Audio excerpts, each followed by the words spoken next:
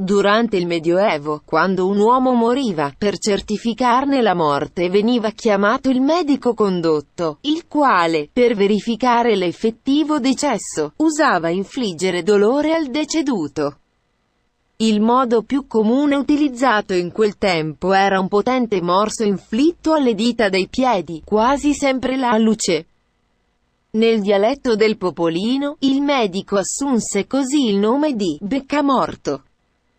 Questa pratica diede origine ad un vero e proprio mestiere. La tradizione prevedeva che tale mestiere fosse tramandato dal padre al primo figlio maschio. Verso la fine del Medioevo accadde però qualcosa che cambiò il futuro dei beccamorti.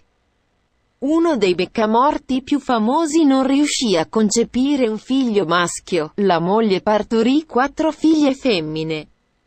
Il beccamorto, per evitare l'estinzione del mestiere, domandò alla Chiesa la dispensa per poter tramandare la professione alla propria figlia femmina, la quale, dopo aver ricevuto la benedizione, iniziò il suo lavoro di beccamorto.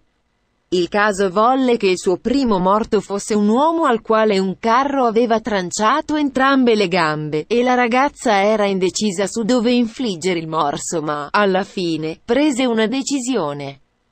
Nacquero così le pompe funebri.